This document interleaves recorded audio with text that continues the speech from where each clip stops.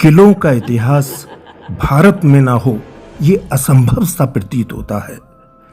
भारत की धरती पर ऐसे अजूबे किले हैं जिन्हें देखकर हमारे शरीर के रोए बरबस ही खड़े हो जाते हैं।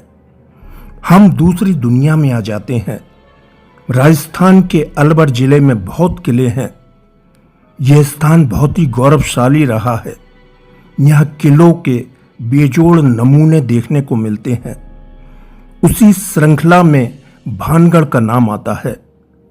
17वीं शताब्दी में अंबर के राजा मानसिंह के छोटे भाई माधो सिंह, जिन्हें राजा भगवंत दास भी कहा जाता है, इस किले का निर्माण कराया था। राजा माधो सिंह मुगल सम्राट अकबर के नवरत्नों में शामिल थे। माधो सिंह का विवाह रत्नावती से हुआ था। रत्नावती बला की खूबसूरत स्त्री थी। शहर के दुर्दांत तांत्रिक की नजर महल के अंदर रत्नावती पर पड़ गई थी। वह रत्नावती को पाने के लिए अधीर हो गया था।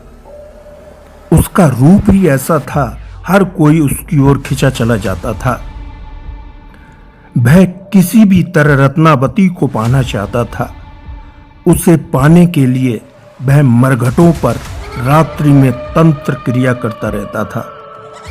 उसकी तंत्र साधना की शक्ति से रत्नावती चुंबक की तरह खिंची चली आती थी। राजा माधो सिंह को रत्नावती के चाल चलन पर शक हो गया था।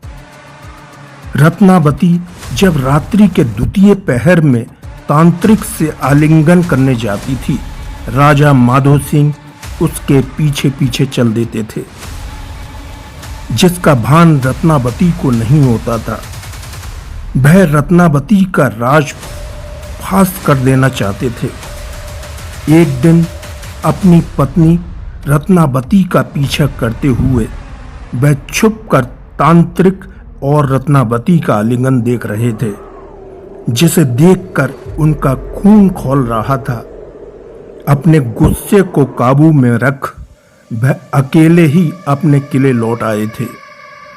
उन्होंने रत्नावती को कभी एहसास नहीं कराया था कि वह प्रेम पाश में तांत्रिक एवं उसे देख चुके थे। राजा माधो सिंह के हृदय में तरह तरह की योजना बन रही थी। एक योजना बहुत ही भयावह थी। दिसंबर की काली रात में राजा माधो सिंह ने तांत्रिक को निमंत्रण दिया था, कार्य कराने को बुलाया था। तांत्रिक बेखबर था। तांत्रिक राजा के निमंत्रण पर महल के तहखाने में आ गया था। उसे नहीं मालूम था कि राजा आज उसको दूसरे लोक में पहुंचा देगा। तांत्रिक के आने के बाद राजा माधो सिंह अपनी पत्नी रत्नावती को लेकर महल के तहखाने में पहुंच गया था। वहां पहुंचकर राजा माधो सिंह ने तलवार से पहले पत्नी रत्नावती का गला काटा। उसके बाद तांत्रिक का गला काटकर तहखाने में दोनों की लाशें दफन कर दी थीं। कुछ समय के बाद राजा माधो सिंह का भी इंतकाल हो गया था। उसके बाद यह सुंदर सा दिखने वाला किला एक खंडर में तब्दील हो गया था। मरने के बाद उस तांत्रिक एवं रत्नावती की आत्मा इस किले में घूमती रहती है। रात्रि के समय जो भी यहाँ रुका है, सुबह उसका शरीर तक नहीं मिला है। सूर्यास्त के बाद भूत प्रेत यहाँ सक्रिय हो जाते हैं। शाम के बाद ये किला भूतिया बन जाता है। किला पुरातत्व विभाग भारत सरकार के अधीन है। शाम 5 बजे के बाद यहाँ किसी को जाने की अनुमति नहीं है।